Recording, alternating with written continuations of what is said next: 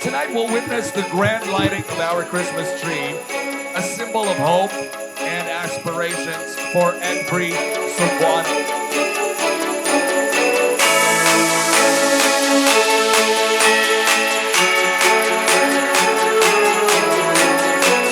Salamat kaayo that we are used as a blessing, and hopefully we continue to be a blessing to other people as well.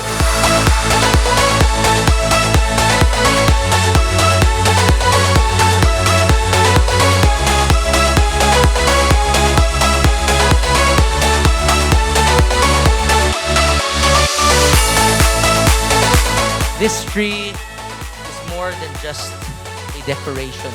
It is a testament to what we can achieve when we come together with a shared purpose and love for our community.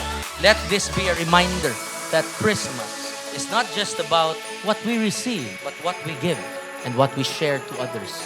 Together, let us illuminate Plaza Sugbo, ignite the warmth of the holiday spirit in our hearts. I wish you all a very Merry Christmas and Happy New Year. Daghang salamat, maayong gabi, kanatong gabi. 3, 2,